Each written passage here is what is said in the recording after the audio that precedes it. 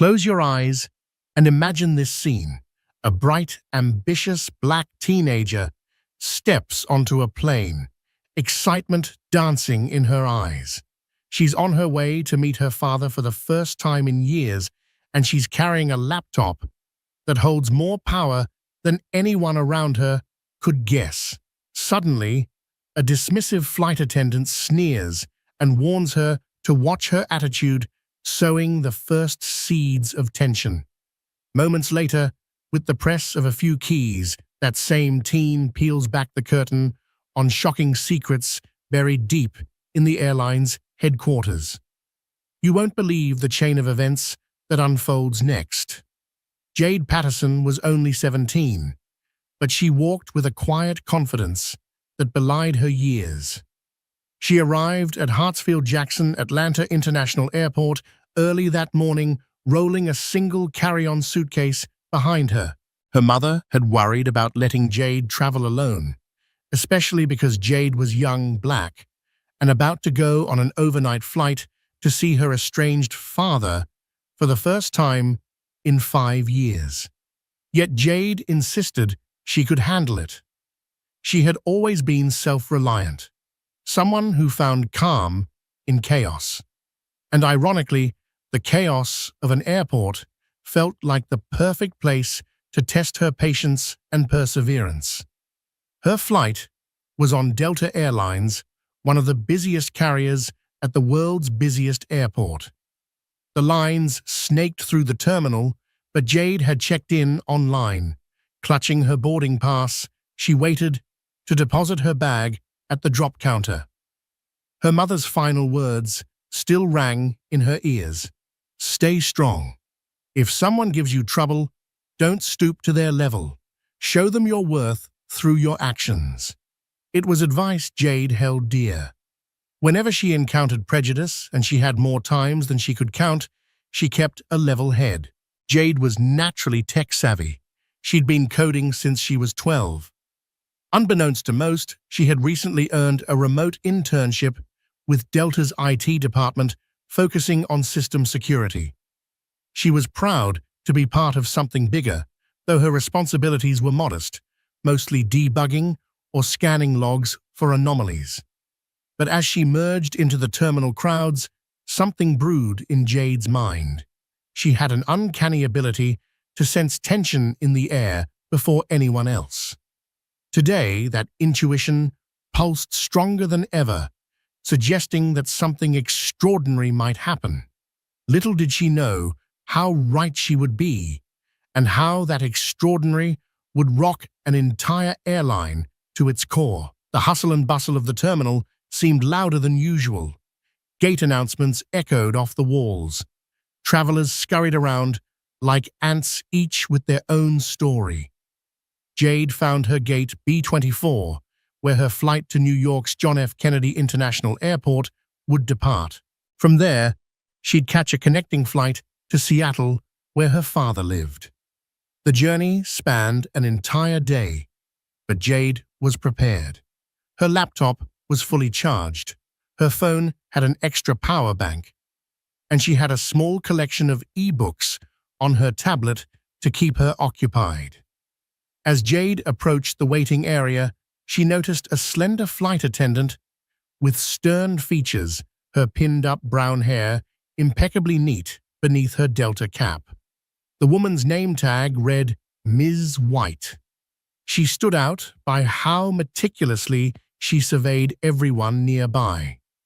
When Jade settled into a vacant seat, Ms. White gave her a cursory glance. Jade offered a polite smile, but Ms. White's eyes narrowed slightly, as though Jade's presence was an affront to the airline's decorum. Jade felt her stomach knot for a moment, an instinctive reaction she'd had to subtle prejudice in the past. Still, Jade wouldn't let one suspicious look ruin her day. She plugged in her headphones, turned on some calming lo-fi music, and made a mental note to text her mother that she'd made it through security just fine. Just as she began typing, Ms. White's voice blasted through the overhead speaker. "Attention passengers for flight 2097 to New York. We will begin pre-boarding shortly. Please make sure you have your boarding pass and identification ready." The announcement broke Jade's focus.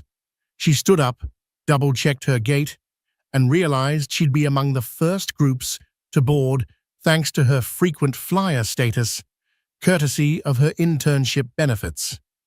Drawing in a steadying breath, Jade stepped closer to the boarding line, unaware she was about to collide with an encounter that would change everything. When the gate agent called for priority boarding, Jade queued up in the designated line. A middle-aged couple behind her appeared impatient, sighing and fidgeting, as if Jade's mere presence was an inconvenience. She tried not to let it bother her. Instead, she revealed how she'd earned her priority boarding status through the internship, one of the perks that gave her a glimpse into corporate life. Persevere, she reminded herself. Ms. White was stationed at the front scanning tickets and directing passengers down the jet bridge. Jade saw the attendant's jaw clench when it was Jade's turn. She handed over her phone screen with the boarding pass displayed. Ms. White scanned it, an unnatural pause lingering before she spoke. "Your priority," Ms. White asked, arching an eyebrow. Jade nodded. "Yes, ma'am." Ms. White's lips thinned, but she handed back the phone without further comment. Jade continued down the jet bridge, though she felt an unsettling weight in her chest. Something told her Ms. White was not done with her. On board the aircraft, Jade found her seat 18C on the aisle. She stowed her carry-on overhead, then settled in, placing her laptop bag under the seat in front of her. She was relieved to finally be one step closer to seeing her father, though anxiety flickered whenever she thought of the upcoming reunion.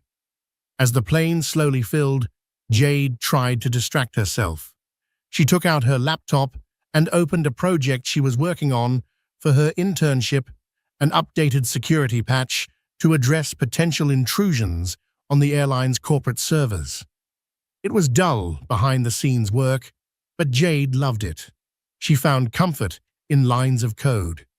It was easier to fix a bug than to fix human prejudice. The cabin door closed overhead, bins clicked shut, and flight attendants began the safety demonstration. Jade powered down her laptop for takeoff, unaware that Ms. White's scowl would soon set off a chain of events that would alter her life and Delta's internal operations forever. The moment the plane reached cruising altitude, Jade slipped on her noise-canceling headphones and reopened her laptop. Her code editor flickered on the screen, revealing the security patch she'd been refining. Though her official role was small, Jade took pride in ensuring every line of code was airtight. If something went wrong with any major system, it could disrupt thousands of flights, tarnishing the airline's reputation.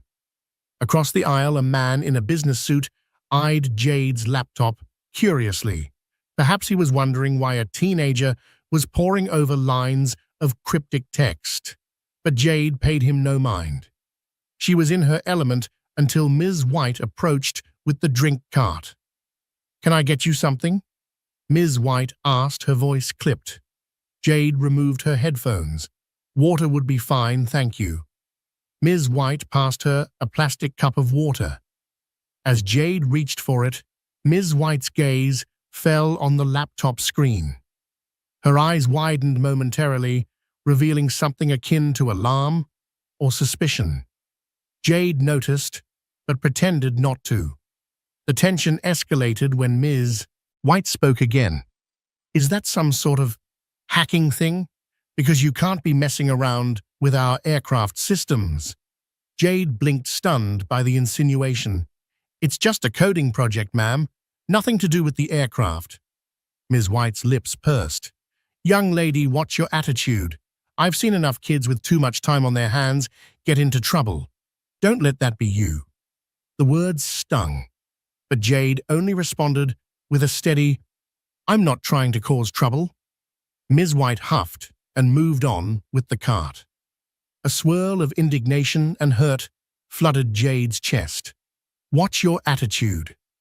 Those 3 words echoed in her mind, a reminder of how easily assumptions were made about her as a black teenager.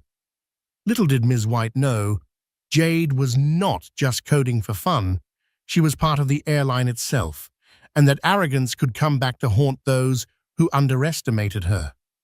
For the next hour, Jade tried to bury her frustration in her work. She refined the patch-scanning lines of code, identifying vulnerabilities in the airline's data servers.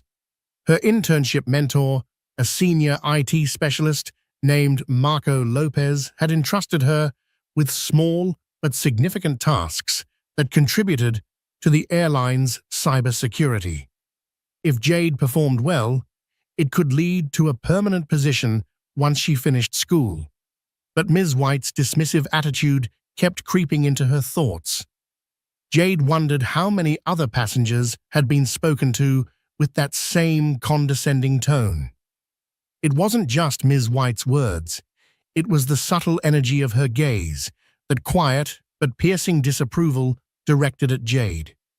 Feeling restless, Jade opened a separate window to check the server logs in real time, a privilege she had as an intern. Normally, she would do this in a more private setting, but something about Ms. White's stare nagged at her. The logs flashed lines of cryptic text, user activity, firewall alerts, routine system checks. Jade scanned for anomalies. At first glance, everything seemed typical, until she saw something odd. A suspicious data packet had been flagged multiple times, bouncing between different user accounts. She narrowed her eyes, zooming in on the details. The logs indicated a possible breach attempt from a user within the airline's internal network. Jade's heartbeat quickened. If someone was trying to gain unauthorized access, it was a big deal. This was exactly the kind of intrusion the new security patch was meant to prevent. Before Jade could notify Marco, Ms. White made another pass through the aisle. Catching sight of Jade's open laptop, Ms. White's eyes flared with annoyance. She paused beside Jade and leaned in.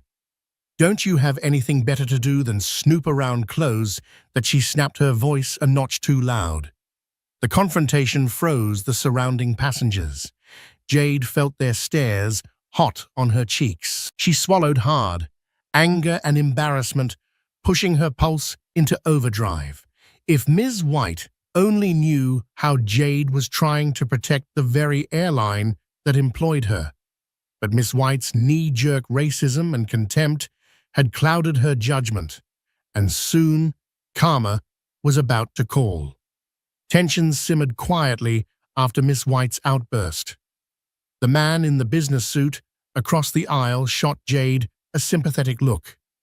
Another passenger, a woman with a sleeping toddler, mouthed a silent sorry to Jade as though apologizing for the flight attendant's behavior on behalf of all adults. Jade nodded, grateful for the small gestures of support.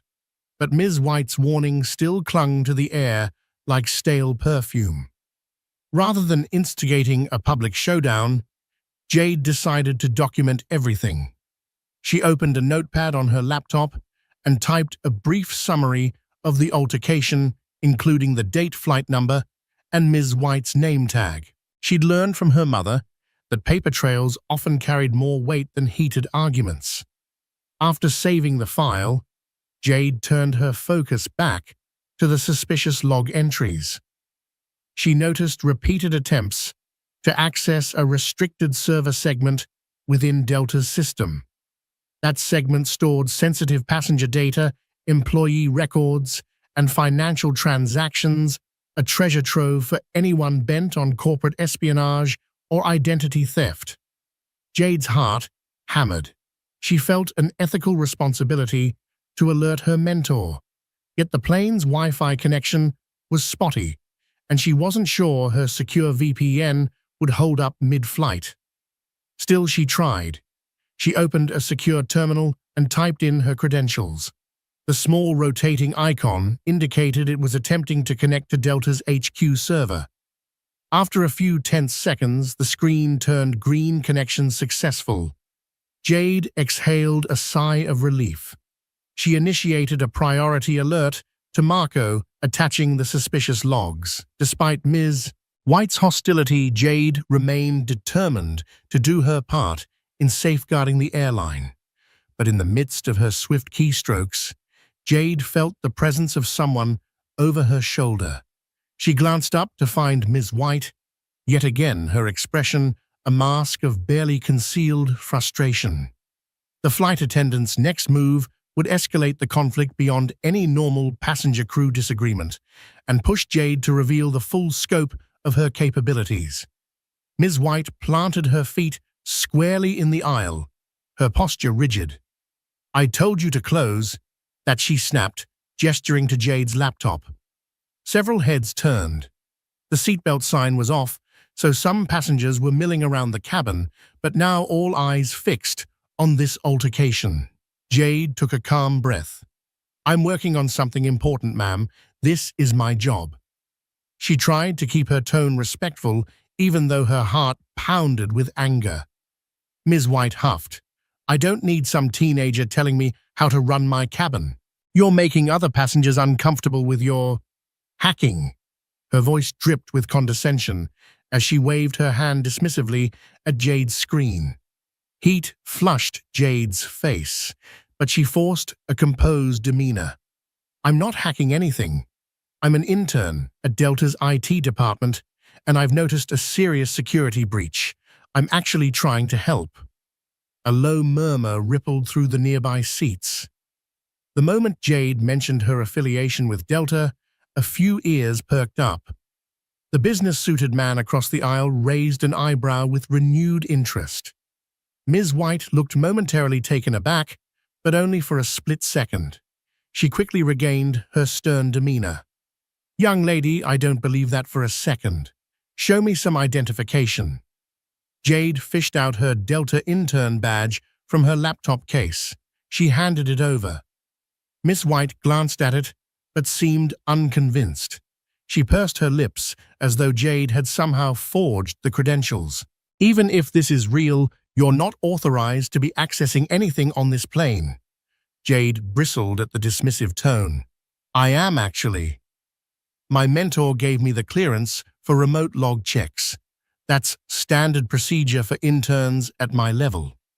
Ms. White's eyes flickered with anger. She thrust the badge back at Jade. "Watch your tone. If you can't keep it in check, I'll have to report you to the captain." Understood silence cloaked the rows as people watched the confrontation unfold. Jade lowered her gaze, biting her tongue. She knew that if Ms. White went to the captain with a fabricated report, it could escalate into an even bigger ordeal. But Jade also sensed that Ms. White was teetering on a precipice, and Jade's next actions might be the push that revealed the flight attendant's hidden agenda, or perhaps simply her unfounded bias. The flight wore on, gradually drifting into a subdued state as some passengers dozed off or watched in-flight movies. Jade, however, remained alert, adrenaline coursing through her veins. She set her laptop on the tray table and kept an eye on the real-time logs. The suspicious activity continued spiking at intervals like a blinking alarm light. She couldn't shake the suspicion that Ms. White's hostility might be connected to something larger. Rationally, Jade knew it was more likely prejudice than conspiracy, but the way Ms. White seemed on edge whenever she glanced at Jade's laptop struck Jade as odd. Could Ms. White know something about the breach? At 35,000 feet, Jade couldn't do much besides watch the logs and maintain contact with Marco through the secure messaging channel. She typed a quick update. Jade, multiple attempts, same user ID, looks internal. Could it be an employee's compromised account? Marco, a moment later, could be, where are you working from, Jade, on the flight? I'll keep watching until we land, Marco replied with a thumbs-up emoji. Jade started to close the messaging window, when Ms. White reappeared in her peripheral vision. This time, she was handing out landing forms for those connecting to international flights. Jade would eventually connect to a domestic flight, so she didn't need one. Still, Ms. White approached Jade, directly leaning down until her face was uncomfortably close. "You're tampering with our systems," Ms. White accused in a hushed but furious tone. "I will not allow it." Jade's stomach twisted. "I'm not tampering with anything. This is an authorized check. If you're worried, feel free to call the flight deck and ask them to verify my credentials. I'm sure they'll confirm." A flicker of uncertainty crossed Ms. White's face before it hardened again. "You just mind your manners. We'll settle this soon enough." She walked away in a flurry of starched uniform and scowls. Jade sat back, exhaling slowly. She could almost feel the wheels of fate turning. One part of her was anxious, worried that Ms. White might succeed in painting her as a troublemaker. Another part of her, though, felt an undeniable spark of defiance. Jade was fighting not just for her reputation, but for the security of the airline's entire system, and for the dignity that had been denied her from the moment Ms. White had told her to watch her attitude. When the plane began its initial descent into JFK, the seatbelt sign dinged back on. Passengers yawned, stretched, and tucked away their trays. Jade's laptop battery hovered at 20%, so she decided to wrap up her session. Before she did, she spotted another surge of suspicious log activity. This one was bigger, more aggressive. Whoever was behind it was escalating their attempts, possibly trying to download large volumes of data. Jade's eyes widened. She typed a quick message to Marco. "Jade, they're launching a major data grab. We need to block the user or lock them out." She attached the relevant log snippet and hit send. The reply came swiftly. "Marco, we're on it. Just stand by." Jade quietly shut down her terminal. She noticed Ms. White glaring at her from the front galley, as if itching to pounce the moment the plane touched down. Jade steeled herself. She would not cower, but she also needed to avoid a scenario in which security officers met her at the gate based on some twisted narrative of disruptive passenger. After touchdown, the aircraft taxied to the gate and the seatbelt sign switched off. People stood, grabbing their belongings, stepping into the aisle. Jade took a breath and joined the line, trying to appear collected. Ms. White was at the front, near the cockpit, bidding passengers goodbye with a forced smile. When Jade reached her, Ms. White's smile evaporated instantly. "I'll be speaking with management about your behavior," Ms. White hissed low enough that only Jade could hear. "Young lady, don't think you can get away with causing trouble. You're going to regret messing around in our systems." Jade met her gaze firmly. "I'm sorry you feel that way, but I don't regret doing my job." Ms. White's cheeks reddened, but the line of passengers behind Jade forced the flight attendant to keep moving. Jade stepped onto the jet bridge with a racing heart. She had a long layover ahead, and Ms. White was the least of her worries. Little did she know, though, that Ms. White wasn't bluffing, and Jade was about to find herself in an even bigger tangle once she reached the terminal. Jade emerged into JFK's bustling Terminal 4, the echo of Ms. White's threat still ringing in her ears. She shook it off and walked toward the flight connections area where monitors displayed departure gates. Her next flight to Seattle was slated to leave from Gate 32 in 2 hours. That gave her time to grab a quick meal and maybe call her mom. Just as she pulled out her phone to check messages, a new notification from Marco appeared. "Call me ASAP." Jade's heart thumped. She found a quieter corner near a coffee shop and dialed her mentor's number. Marco picked up on the first ring. "Jade, are you in a secure spot?" "As secure as an airport terminal can be," she said, lowering her voice. "I need to fill you in. Security just locked down the suspicious user, but the attempts came from multiple IP addresses. One of them is, well, it looks like it's from an internal device assigned to a flight attendant. Marco hesitated, letting the gravity of his words land. There's some speculation that an insider might be feeding data to an outside party. Jade felt a chill race down her spine. A flight attendant. Her thoughts flashed to Ms. White and her exaggerated hostility. Is there a name associated with the device? It's still under investigation, but we have partial credentials that might align with an employee named Eliza White.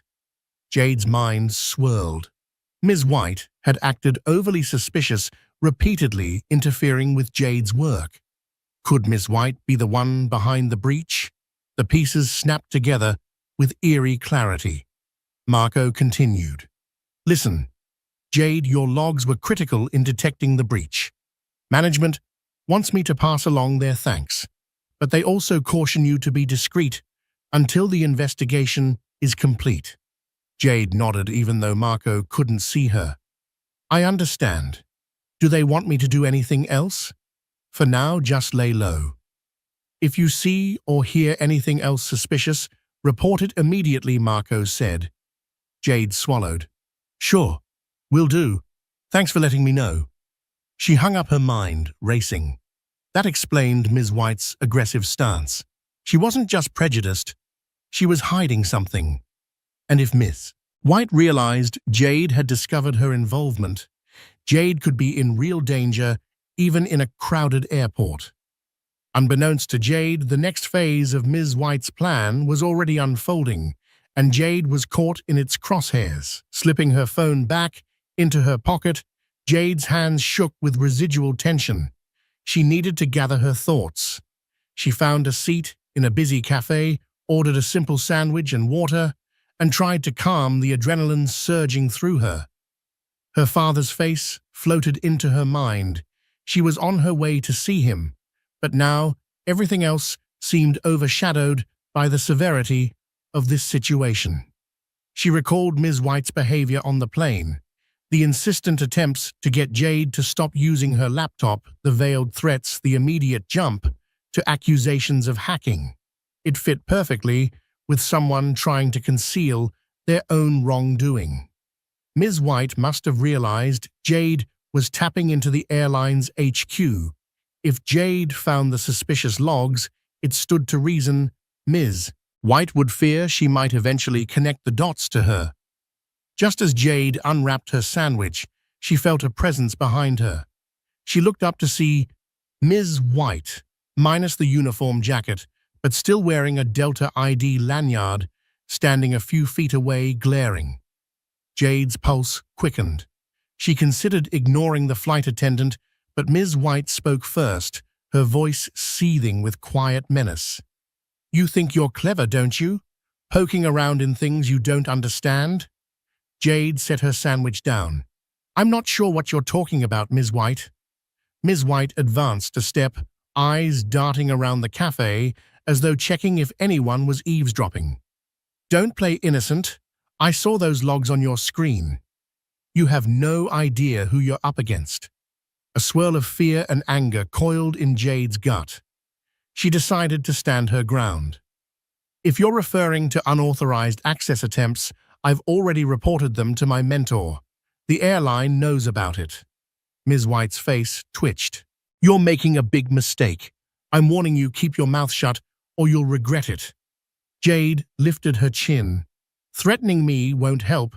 Whatever's going on is already out of my hands. Ms. White let out a contemptuous laugh, stepping back. We'll see about that. With that cryptic remark, Ms. White turned on her heel and stormed off, leaving Jade shaken and more determined than ever. The encounter left Jade rattled. She struggled to finish her sandwich, her appetite vanished. Ms. White's ominous words replayed in her head. It was one thing to face off with a rude flight attendant. It was another to realize that same person might be involved in a large-scale data breach, and now had singled out Jade as a threat. Trying to refocus, Jade texted her mother to let her know she'd landed safely at JFK. She didn't mention the trouble with Ms. White. She didn't want to worry her mother before her big Seattle trip. Jade then checked her flight status. She still had time to kill, so she headed toward Gate 32, hoping it would be less crowded and more secure.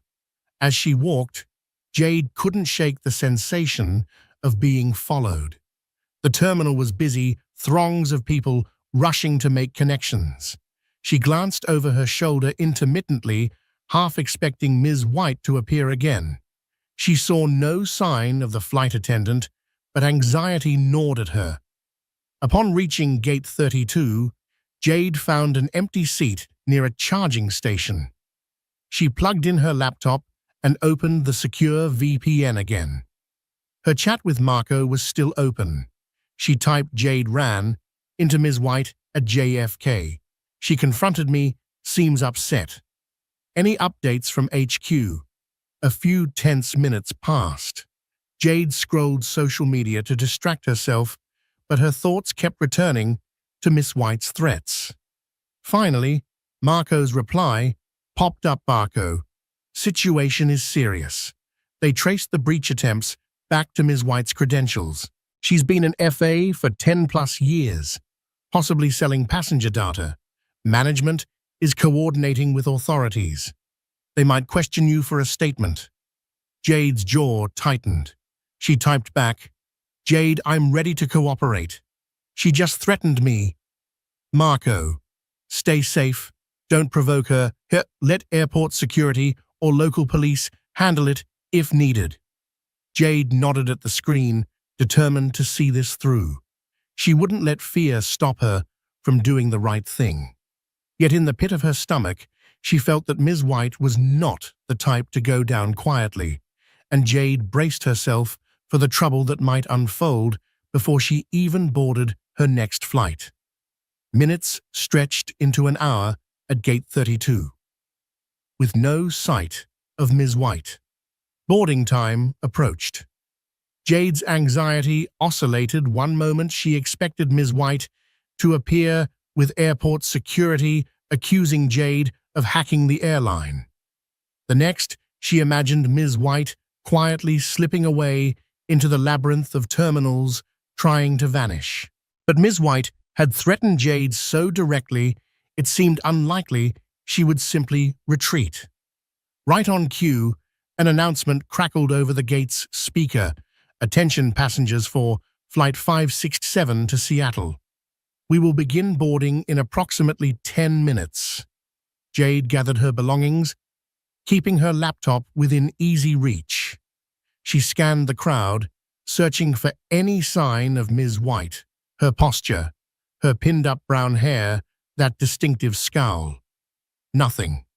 Jade exhaled a cautious breath of relief. She joined the line when her boarding group was called. A middle-aged gate agent smiled at her ticket, wished her a pleasant flight. No drama there. Jade made her way down the jet bridge, stepping onto the plane, relieved to see a different set of flight attendants. She found her seat this time, a window seat in row 22. A sense of calm finally began to settle in, as though she'd outrun Ms. White. Just as Jade relaxed into her seat, a hush fell over the plane. Through the windows, she saw 2 airport security officers enter the jet bridge. Her heart seized. She watched them walk up to the front of the aircraft. Passengers murmured in confusion. Then, to Jade's shock, she saw Ms. White emerge from behind the gate agent podium, gesturing wildly as she spoke to the officers. Though Jade couldn't hear the conversation, the tension in Ms. White's frantic hand movements was unmistakable. Jade's stomach turned. Was Ms. White about to have her pulled off the plane? Would Jade be detained for doing the very work she was authorized to do? Jade shut her eyes for a moment, inhaling sharply. The next few minutes could decide everything. If Ms. White successfully spun a story portraying Jade as a menace, Jade could be dragged off and potentially miss her flight and her chance to see her father. But fate had other plans. Karma was on the verge of making its grand entrance, and Ms. White was about to get a taste of the consequences she had sown. Time seemed to crawl as Jade peered through the narrow cabin doorway.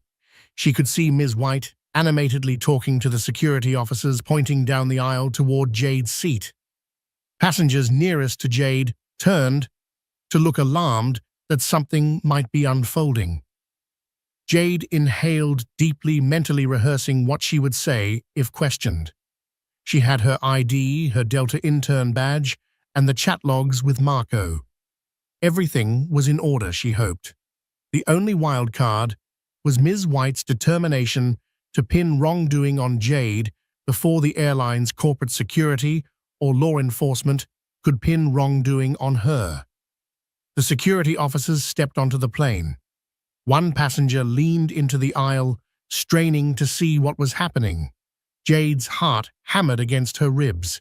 Then, abruptly, the officers stopped near the front row. They turned away from Jade's direction and faced Ms. White herself, who was still in the jet bridge threshold. She looked shocked, her eyes wide.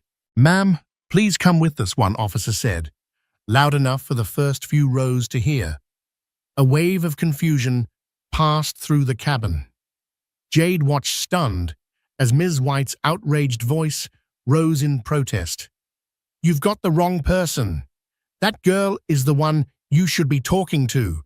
She pointed frantically down the aisle again.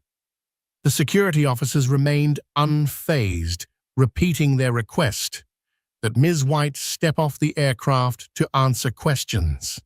Finally, Ms. White realized she was cornered. The officers had official documents, possibly an arrest warrant, or at least an order to detain her for questioning. Ms. White tried one last time to defend herself. "She's a hacker. She's messing with Delta's system. I'm protecting the airline." But the officers didn't budge. One glanced down at a tablet, presumably verifying Ms. White's details. Then, with calm authority, he said, "We have evidence indicating otherwise. Ms. White, please cooperate." Murmurs spread through the plane. Jade felt an overwhelming rush of relief and validation.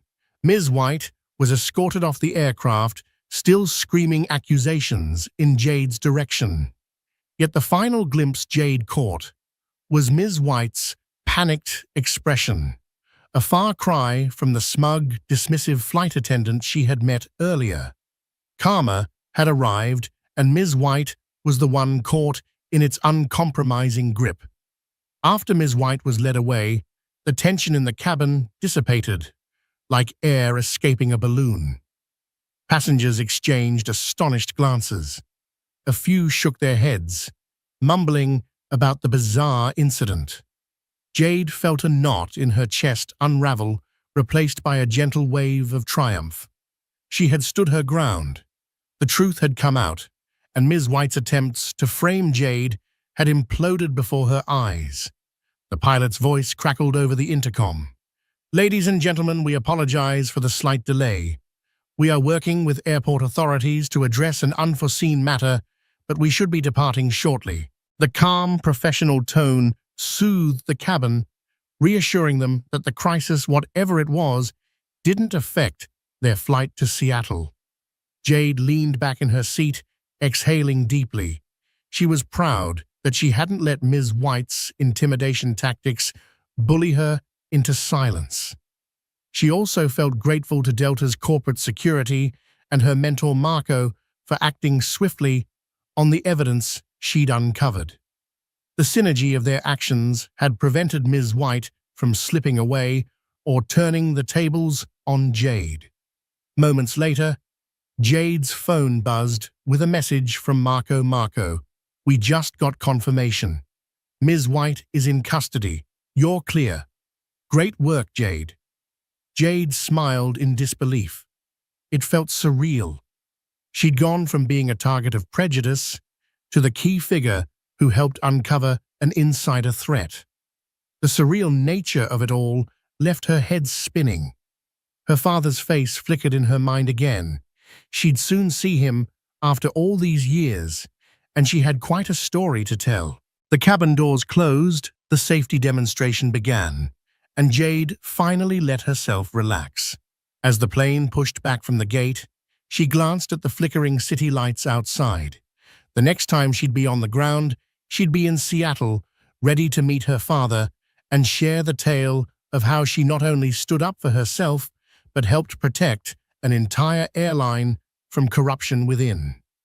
The flight to Seattle was uneventful, an ironic contrast to the turbulence of the day. Jade used the quiet hours to reflect, recharging her mental and emotional batteries.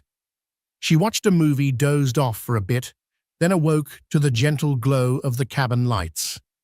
She replayed the bizarre series of events in her mind, still amazed at how swiftly things had escalated and resolved. Now that Ms. White was detained, Jade wondered what charges the flight attendant might face. Unauthorized data access, theft of passenger information, possibly worse. Part of Jade felt sorry for Ms. White, suspecting that greed or desperation had driven her down this path. Yet Ms. White's cruelty and racial bias overshadowed any sympathy Jade might have mustered. As the plane approached its descent into Seattle-Tacoma International Airport, Jade's thoughts shifted to the emotional challenge awaiting her. She hadn't seen her father, Daniel Patterson, since she was 12. Their relationship had deteriorated after her parents separated. Phone calls became infrequent, then non-existent. Yet he'd reached out recently, expressing regret and a desire to reconnect. Jade's mother had cautiously supported the reunion. Looking out the window, Jade glimpsed the city lights below, scattered like constellations. She felt a mixture of excitement and apprehension. Would her father recognize her? Would he have changed? Could they bridge the gap of 5 silent years? The landing was smooth. Jade unbuckled her seatbelt, adrenaline pulsing anew. She grabbed her carry-on, slinging her laptop bag over her shoulder. During the short walk through the jet bridge, her mind raced with possibilities of what might come next. But as soon as she stepped into the terminal, she resolved to leave the day's drama behind. She'd face her father with an open heart, and if they managed to reconnect, it would cap off the strangest, most transformative day of her young life. Seattle-Tacoma International Airport greeted Jade with cool air, the faint scent of espresso in the corridors, and a wave of anxious anticipation. She hurried through the arrival gates, scanning the crowd for her father. After several minutes, she spotted a familiar figure near the escalators, a tall man with salt and pepper hair fiddling nervously with a sign that read, "Welcome home, Jade." She paused, taking a moment to steady herself. In her memory, her father had been more robust, with fewer gray hairs. 5 years had etched lines of experience on his face. He looked up, caught sight of Jade, and his eyes widened, glistening with tears. Jade felt her own eyes mist.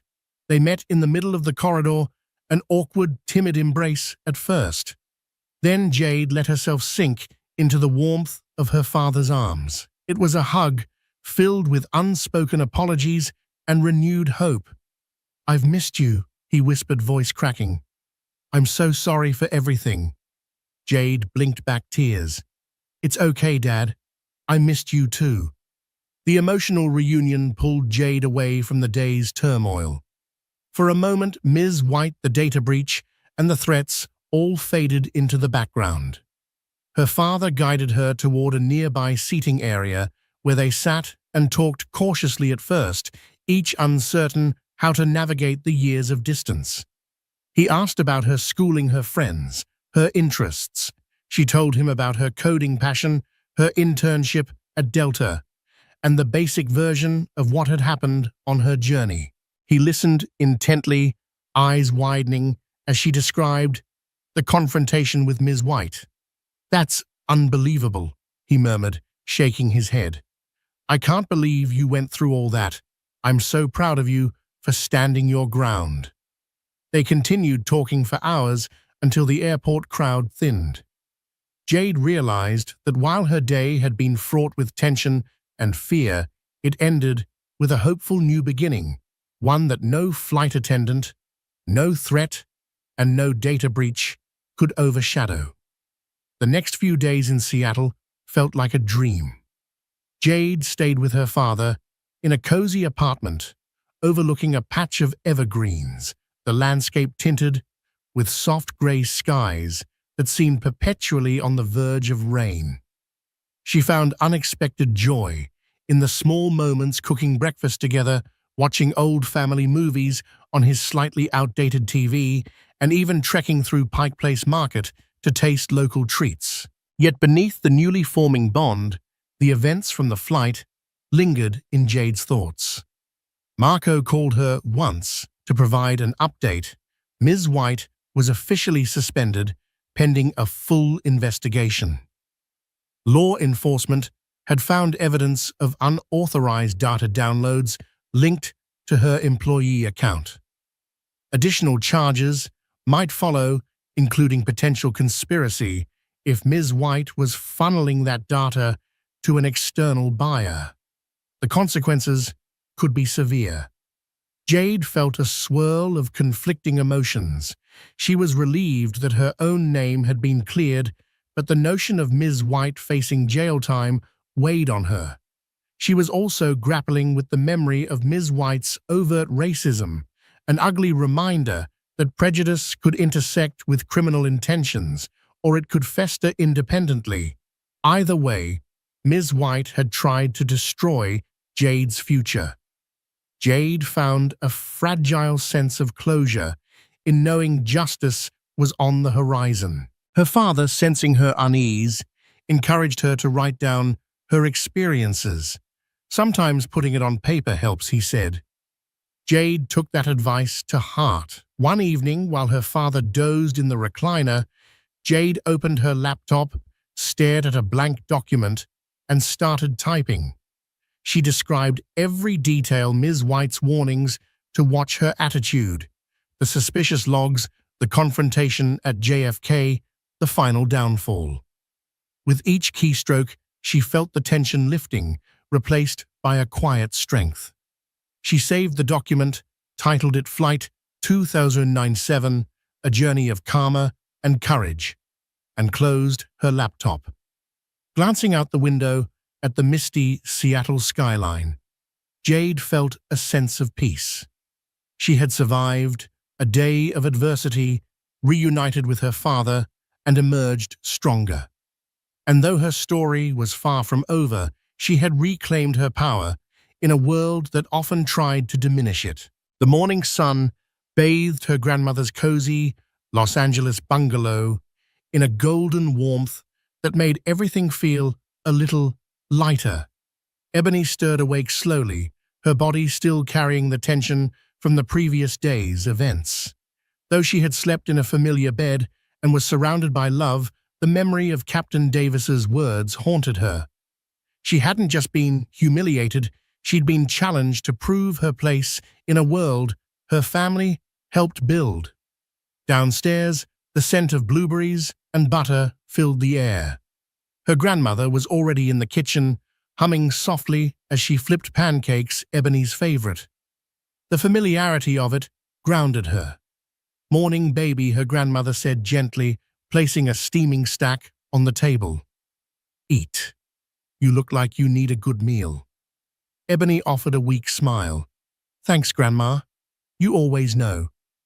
Her phone buzzed on the table, just as she picked up her fork. It was a message from her father. "All done. Davis is officially suspended. Likely termination pending. Call when you're ready." Ebony froze mid-bite, a wave of conflicting emotions rising in her chest.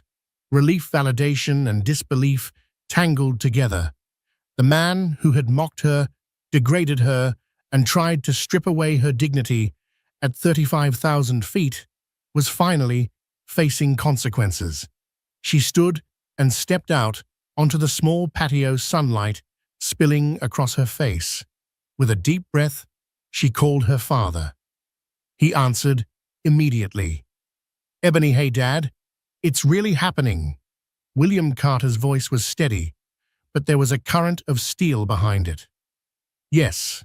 Corporate finished their review. Michelle and the other crew members submitted statements backing your account. Richard from 2B did too. And apparently Davis had prior complaints. On file, your story was the last straw. Ebony felt her grip on the phone tighten. "It's the right thing," she said softly. "Nobody should be allowed to treat passengers like that and get away with it." Exactly, her father said. "I've already addressed the leadership team this morning. I told them it doesn't matter how long someone's been here, discrimination will not be tolerated. Period." He paused, then added more gently, "Linda Coleman told me how well you handled everything.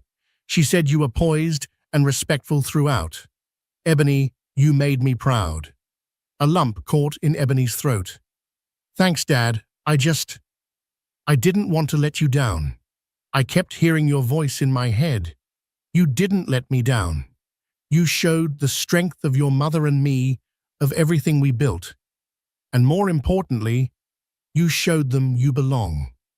They spoke a little longer, discussing next steps and upcoming meetings, before her father gently ended the call. Ebony returned to the table and finished her now cool pancakes, her grandmother watching her with wise, loving eyes.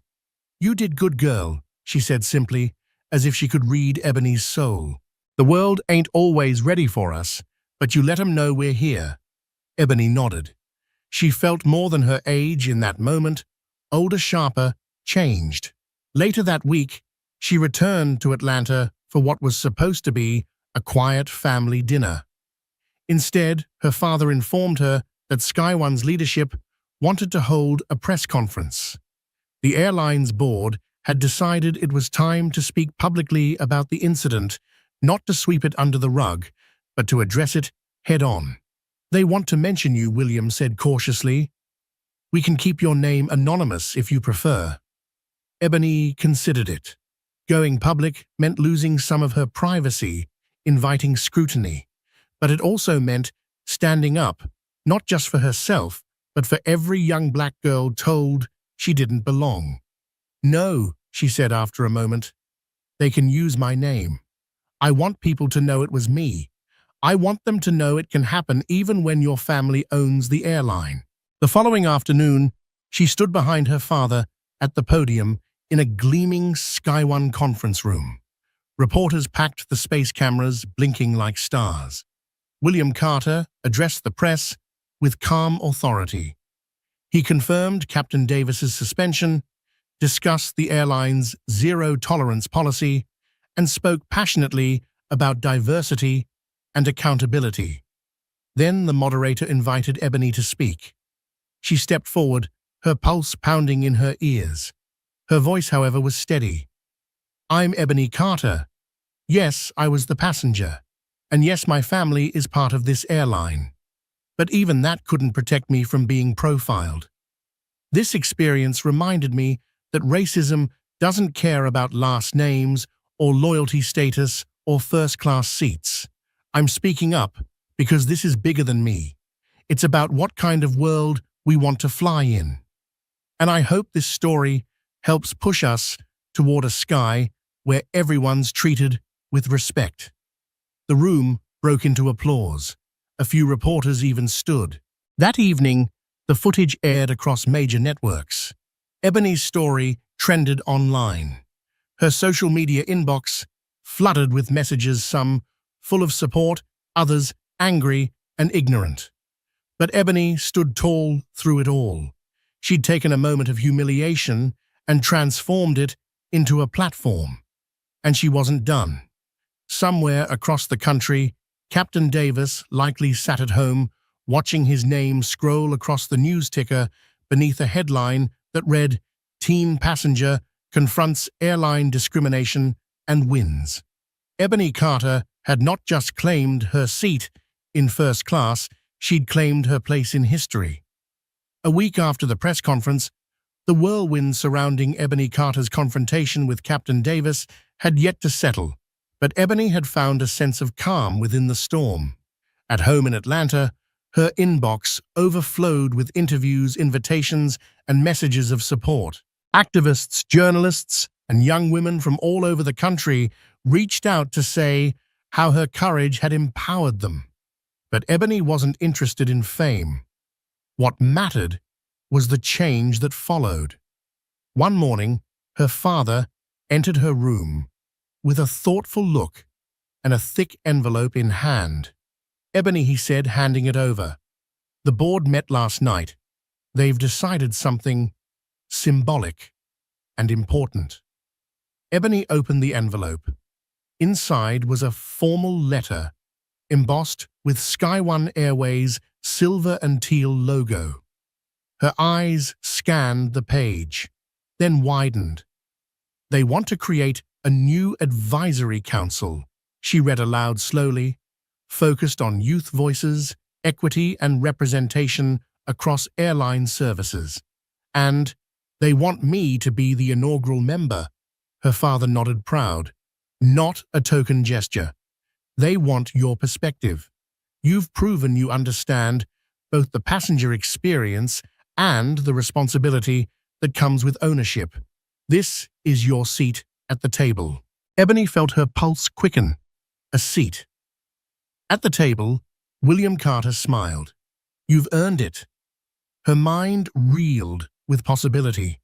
She thought back to those childhood days, listening to her father discuss operational meetings, to her visits to Boeing, to the quiet dreams she harbored of designing better, safer aircraft, ones that welcomed all people equally.